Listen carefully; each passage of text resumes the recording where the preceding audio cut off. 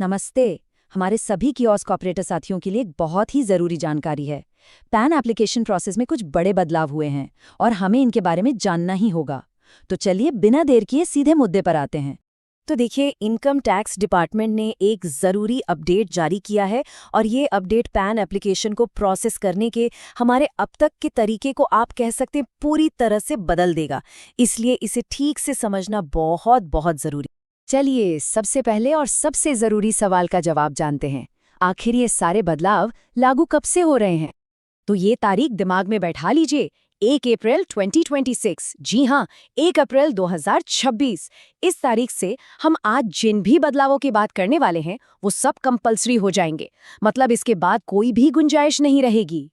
और एक और बहुत ज़रूरी बात, 1 अप्रैल 2026 से जो भी पुराने फॉर्म्स हैं जैसे 49A, 49A या चेंज रिक्वेस्ट फॉर्म, वो सब बंद हो जाएंगे। मतलब उन्हें बिल्कुल भी स्वीकार नहीं किया जाएगा, वो पूरी तरह से इनवैलिड हो जाएंगे। ठीक है, तारीख तो पता चल गई। अब आते हैं उस सबसे बड़े, सबसे क्रिटिकल बदलाव पर, जिसका असर लगभग हर एक एप्लीकेशन पर पड़ने वाला है। और ये रहा वो सबसे बड़ा बदलाव। ध्यान से सुनिएगा। अब से जन्मतिथि के प्रमाण के लिए, यानी proof of date of birth के लिए, आधार कार्ड नहीं चलेगा। जी हाँ, अब आधार कार्ड को डेट ऑफ बर्थ के प्रूफ के तौर पर एक्सेप्ट नहीं किया जाएगा। ये नियम अब पूरी तरह से बदल गया है। हाँ, यहाँ एक कन्फ्यूजन हो सकता है, तो उसे अभी क्लियर कर लेते हैं। आधार कार्ड अभी भी वैलिड है, लेकिन सिर्फ प्रूफ ऑफ आइडेंटिटी और प्रूफ ऑफ एड्रेस के लिए। मतलब पहचान और पते के लिए आधार कार्ड पहले की तरह ही चलेगा। बस जन्मतिथि के प्रूफ के लिए इसका इस्तेमाल अब नहीं होगा। और देखिए, इस नियम को बिल्कुल भी हल्के में नहीं लेना है। इसका नतीजा एकदम सीधा और साफ है। अगर किसी भी एप्लीकेशन में डेट ऑफ बर्थ प्रूफ के तौर पर आधार कार्ड लगाया गया, तो वो एप्लीकेशन बिना कुछ सोचे समझे सीधे सीधे रिजेक्ट कर दी जाएगी। कोई दूसरा मौका नहीं मिलेगा। तो ठीक है, नियम तो समझ आ गया। अब सवाल ये है कि हमारे रोज के काम में इसका क्या मतलब है। खास तौर पर ई-केवाईसी और ई-साइन, इन दोनों मोड्स में एप्लीकेशन प्रोसेस करते समय हमें क्या ध्यान रखना होगा? अच्छा, अब जरा इस टेबल को देखिए। ये बहुत काम की चीज है। इसमें जो सबसे बड़ी बात है वो ये कि चाहे ई-केवाईसी मोड हो या ई-साइन मोड, दोनों में, मैं दोहरा रही हूं, दोनों में ही अब डेट ऑफ बर्थ का एक अलग प्रूफ अपलोड करना मैंडेटरी, मतलब अनिवार्य है।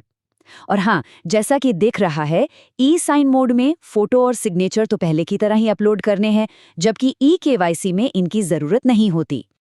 तो अब अगला सवाल दिमाग में यही आता है ना, कि अगर आधार कार्ड नहीं चलेगा तो फिर डेट ऑफ बर्थ के प्रूफ के लिए कौन कौन से डॉक्यूमेंट्स चलेंगे, क्या क्या एक्सेप्ट कर सकते हैं। चलिए इसका जवाब भी देख लेते हैं।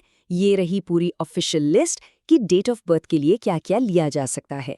इसमें देखिए, बर्थ सर्टिफिकेट है, पासपोर्ट है, ड्राइविंग लाइसेंस है, मतलब काफ़ी सारे ऑप्शंस हैं। बस एक बात का खास ख्याल रखना है कि जो भी डॉक्यूमेंट लें उसमें आवेदक का पूरा नाम और पूरी जन्मतिथि, मतलब दिन, महीना और साल, एकदम साफ साफ लिखा होना चाहिए। यहाँ एक स्पेशल केस है, इस पर ज़रूर ध्यान दीजिएगा।